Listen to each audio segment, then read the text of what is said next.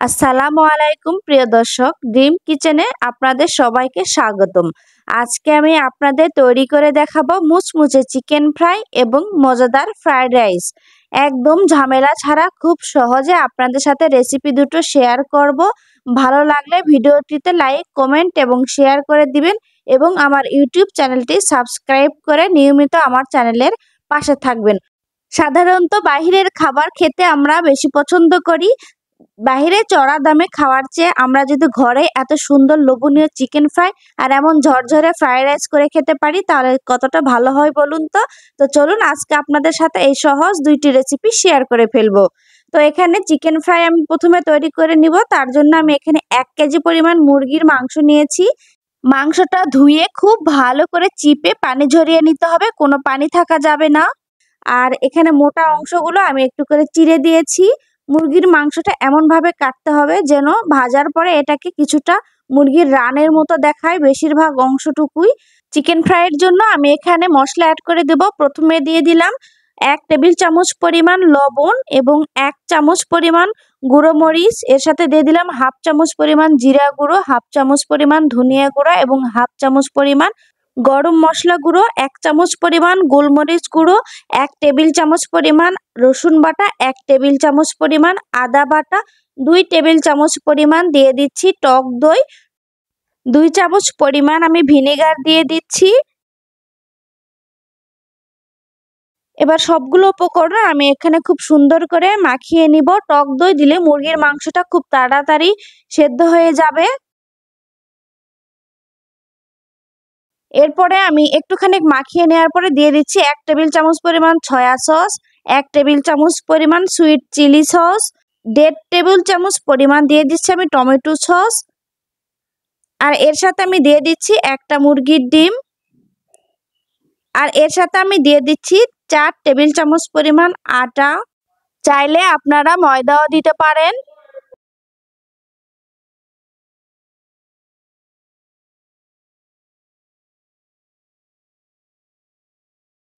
আর তার সাথে আমি দিয়ে দিচ্ছি 2 টেবিল চামচ পরিমাণ কর্নফ্লাওয়ার। এটাকে আমি এখন খুব ভালো করে হাতে মাখিয়ে নিব। আপনারা মুরগির মাংসর পরিমাণ অনুযায়ী মশলাগুলো ব্যবহার করবেন। যদি মনে করেন মশলাটা খুব বেশি নরম হয়ে গিয়েছে সেখানে আরো আটা অ্যাড করে দিয়ে তারপরে এটা একটু আঠালো আঠালো যখন হয়ে যাবে সে পর্যায়ে বুঝে নেবেন যে এটা পারফেক্ট ভাবে মাখানো হয়ে গিয়েছে। এটা ঠিক 1 ঘন্টার মতো রেস্টে রাখতে হবে। 1 ঘন্টা পরে আমি এখানে আগে থেকে ফ্রাই প্যান দিয়েছি এবং বেশ খানিক পরিমাণ সয়াবিন তেল দিয়েছি। তেলটা গরম হয়ে আসলে মিডিয়াম আঁচে রেখে ম্যারিনেট করা চিকেনগুলো দিয়ে দিচ্ছি। চিকেনগুলো দেওয়ার সময় চেষ্টা করবেন ময়দার সাথে খুব ভালো করে মাখিয়ে নিয়ে তারপর দেওয়ার জন্য। তাহলে চিকেনগুলো খেতে খুব মজাদার হবে এবং চিকেনটা বেশিক্ষণ মুচমুচে থাকবে। এ পর্যায়ে চুলার আঁচটা কিন্তু অবশ্যই মিডিয়াম রাখতে হবে। তো আমার চিকেনগুলো এক পাশে ভাজা হয়ে গিয়েছে, আমি এটাকে উল্টিয়ে আরেক পাশ ভেজে নিচ্ছি। দুই পাশেই যখন খুব ভালো করে ভাজা হয়ে যাবে আর এটার কালার যখন একটু ডিপ হয়ে আসবে এ পর্যায়ে আমি চিকেনগুলো উঠিয়ে নিচ্ছি। আর এটাকে আমি একটা টিস্যুতে রেখে এটার তেলগুলো ঝরিয়ে নিব।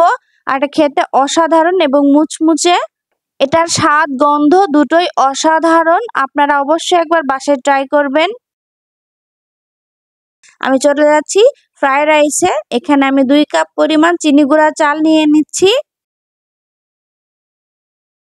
এই চালটাকে আমি এখন খুব ভালো করে ধুয়ে নিব। খুব ভালো করে চালটা ধুয়ে নেওয়ার পরে এটাকে আমি 10 মিনিট এভাবে পানিতে ভিজিয়ে রাখবো। আর এখানে আমি একটা প্যান দিয়ে রেখেছি। প্যানে এখানে প্রায় 2 লিটারের মতো পানি দিয়েছি। পানিটা যখন এভাবে একটু গরম হয়ে আসবে এর সাথে আমি 1 টেবিল চামচ পরিমাণ লবণ দিয়ে দিচ্ছি। 2টা ছোট এলাচ, 2টা লবঙ্গ এবং 2টা দারচিনির পিচ। আর তার সাথে দিয়ে দিয়েছি আমি 1 টেবিল চামচ পরিমাণ তেল দিয়ে এটাকে ঢাকনা দিয়ে কিছুক্ষণ পরে এটাকে আমি নেড়ে নিচ্ছি। আর এর সাথে আমি দিয়েছিলাম 2 চিমটি পরিমাণ জিরা। এরপরে আমি চালটা দিয়ে দিয়েছি। চালটা এভাবে একটু নেড়ে দিতে হবে একটু পর পর। যদি আপনারা পানির পরিমাণ বেশি দেন সেক্ষেত্রে চালটা খুব ভালোভাবে ফুটবে। আর যদি পানির পরিমাণ অল্প দেন সেক্ষেত্রে চালটা গায়ে গায়ে লেগে যাবে, আঠালো আঠালো হয়ে যাবে। তো চালটা একটু পরে আমি টিপে দেখে নিলাম, যখন 80% মতো চাল সিদ্ধ হয়ে যাবে সে পর্যায়ে আমি চালগুলাকে ছেঁকে একটা ট্রেতে উঠিয়ে নিচ্ছি। আর এভাবে সুন্দর করে চামচ দিয়ে মেলে দিয়ে রেখেছি। আর এটাকে আমি খুব ভালো করে ঠান্ডা করে নিব। মশলাগুলো সব তুলে ফেলে দিলাম। এরপর আমি ফ্রাইড রাইস তৈরির প্রসেসে চলে যাচ্ছি। এখানে আমি আগে থেকে কড়াই দিয়ে রেখেছি। এখানে সামান্য পরিমাণ তেল দিয়ে 2টা মুরগির ডিম ভেঙে দিয়ে সাথে 1 চিমটি লবণ দিয়ে এটাকে আমি একটু ভেজে নিব। খুব বেশি কড়া করে ভাজার দরকার নেই। তো আমার মুরগির ডিমটা ভাজা হয়ে গিয়েছে, আমি এটাকে উঠিয়ে নিচ্ছি। একই কড়াইয়ে আমি দিয়ে দিচ্ছি 2 টেবিল চামচ পরিমাণ বাটার। আপনারা চেষ্টা করবেন অবশ্যই বাটার দেওয়ার, কারণ বাটার দিলে খাবারের স্বাদ আসে সুন্দর। ফ্রাইড রাইসের জন্য এখানে আমি কিছু সবজি নিয়েছি আধা কাপ গাজর, আধা কাপ ক্যাপসিকাম, আধা কাপ মটরশুঁটি নিয়েছি, আধা কাপ পেঁয়াজের কলি নিয়েছি, 1 কাপ পরিমাণ বাঁধাকপি কুচি। এবার আমি গাজর আর মটরশুঁটিটা বাটারের মধ্যে দিয়ে দিচ্ছি। যে সবজিটা সিদ্ধ হতে একটু সময় লাগে সেটা একটু আগে দিয়ে দিবেন। দিয়ে এটাকে ভেজে নিচ্ছি আমি হালকা কিছুক্ষণ 2 মিনিটের মতো। এরপর একে একে আমি সবগুলো সবজি অ্যাড করে দিচ্ছি। আমি কোন কোন উপকরণ কতটুকু করে ব্যবহার করেছি স্ক্রিনে আমি ধাপে ধাপে দিয়ে দিয়েছি, আপনারা খুব ভালো করে দেখে নেবেন। এর সাথে আমি দিয়ে দিচ্ছি 1 চামচ পরিমাণ লবণ। আগেই লবণ দিয়ে দিলে এটা থেকে কিছু পানি ছাড়বে, তাতে তাড়াতাড়ি সেদ্ধ হয়ে যাবে। আর এখানে আমি দিয়ে দিলাম 1 টেবিল চামচ পরিমাণ রসুন কুচি এবং 1 টেবিল চামচ পরিমাণ কাঁচা মরিচ একটু সুন্দর করে ডিজাইন করে কেটে নিয়েছি, দিয়ে দিলাম সেটি। দিয়ে এটাকে আমি খুব ভালো করে 2 থেকে 3 মিনিটের মতো একটু নেড়ে নিব। আমি ভাতটা আগের দিনে রাতে করে নর্মাল ফ্রিজে রেখে দিয়েছিলাম ঠান্ডা করে। আর ফ্রাইড রাইস শেষ করে তারপরে আমি চিকেন ফ্রাই গিয়েছি। আপনারা সেই অনুযায়ী তৈরি করবেন, না হলে চিকেন ফ্রাইটা ঠান্ডা হয়ে যাবে। এরপর আমি দিয়ে দিচ্ছি 1 চামচ পরিমাণ গোলমরিচ গুঁড়া। গোলমরিচ গুঁড়ো দিয়ে এটা কিছুক্ষণ নাড়ার পরে আমি এখানে এই যে ভাতটা আমার ঠান্ডা হয়ে গিয়েছে, এই ভাতগুলো আমি দিয়ে দিচ্ছি। সবগুলো ভাত সুন্দর করে দেওয়া হয়ে গেলে আমি এটাকে খুব ভালো করে একটু নেড়ে নিব। এরপরে দিয়ে দিচ্ছি 1 টেবিল চামচ পরিমাণ সয়া সস, 1 টেবিল চামচ পরিমাণ সুইট চিলি সস এবং 1 টেবিল চামচ পরিমাণ টমেটো সস। তারপর এটাকে আমি খুব ভালো করে নেড়ে নিব। আর এই পর্যায়ে চুলার আঁচ অবশ্যই লো হিটে থাকবে।